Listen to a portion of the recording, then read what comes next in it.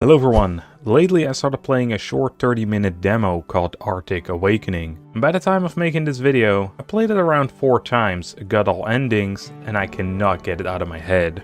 So please let me yap about what I like about this game for a short while. As a quick disclaimer, I will not be spoiling the endings during this video, so you can enjoy it for yourself. But if you do want to experience it through video format, I did a playthrough of this chapter, and I will put the link in the description. With that being said, let's get into the video. So Arctic Awakening is set in the northern part of Alaska, around 40 years into the future, where everything still looks very similar, except for a floating robot, so it looks like technology did not advance much. It is a narrative-driven adventure similar to games like Firewatch or the Telltale games, but what intrigued me were the survival elements, because as some of you may know, I love survival games. This paired with my recent interest in a YouTube channel called The Outdoor Boys, where a man named Luke often does survival camping in the Alaskan bush. And of course my love for stories set in this genre, this game really feels like it's specifically made for me. In Arctic Awakening you play as Kai, a Navy veteran who seems to struggle with some emotional issues and has been given a floating robot named Elfie by the court who will listen and give advice in order to help Kai move on. However, he does not seem to be happy with the court's decision and would rather want to be left alone. You should consider it. A bit of mingling might be good for you. With you in tow, at a vet bar? They'd laugh me out of the place. Then out of the blue, an old Navy pal called Donovan ringed him up requesting help for a quick job. This was to deliver rations to a survivor camp by plane, and Kai knows how to fly one. You've agreed to help out and the game starts while you were flying the plane. Something happens which shuts off all power and cuts the tail of the vessel clean off. Holy shit, tail's gone! Gone? What do you mean, gone? I mean gone! Just a gaping hole! Donovan advises us to grab a chute and jump as he himself jumps out. Depending on your choice, Kyle will try to keep it steady and land, or give up after a few seconds in order to follow Donovan. In this case, every situation leads to him not being able to get out or land safely. And the plane crashes somewhere in the Arctic Ring in Alaska. You wake up during a blizzard, turn Alfie back on and hope that he can send a call for help. Sadly, this is not possible, most likely due to the snowstorm. You do have a radio watch, and you're able to get in contact with Donovan, who seems to be worse off than you are. While landing, he broke his leg and can barely move. So the stakes are raised as you don't only have to survive in this frozen wilderness, but you also need to find Donovan before he dies.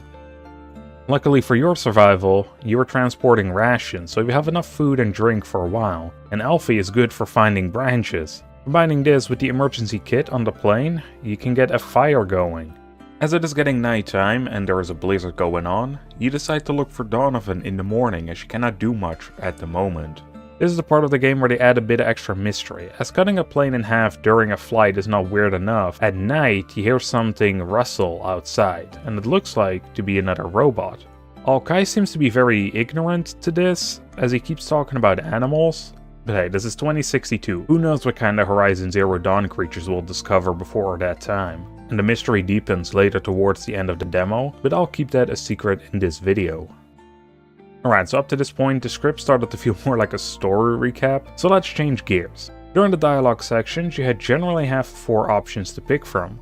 Depending on what you pick will decide how characters will interact with you over time, and this can even change the ending, of which there are 3 in the demo, as well as some objective changes. These are not the only choices you can alter during your experience, however. About halfway through the demo, you'll get to a split in the road. While these do end up in the same location and neither have any ground-breaking obstacles, besides one path being a casual walk and the other a try not to slip while jumping challenge, it is a great addition on repeat playthroughs. And I imagine that later forks in the road are a bit more interesting. And another small detail that I like is at the end of the day, Kai puts down some of the items you found, like food or pillows. And depending on how much you picked up, you'll see more or less on the ground. While this looks like a fun cosmetic change now, from what the developer said, hunger will be part of the game, but it will only be past what you can play during the demo. The way quests are handled in Arctic Awakening I think is really smart. Not every objective has a quest mark or some text on screen telling you what to do. This only seems to be reserved for tasks where you have to do a certain amount of X or collect a certain amount of Y. Unless you take too long with a certain objective, then they will pop up on screen. The rest is conveyed through dialogue the characters have, or for when you're on the move, you can always follow Elfie to not get lost. Although they made that nearly impossible, as most locations are closed off by fences or cliffs, and if not, the character will slow down to a crawl if you try to go somewhere you're not supposed to during a blizzard section.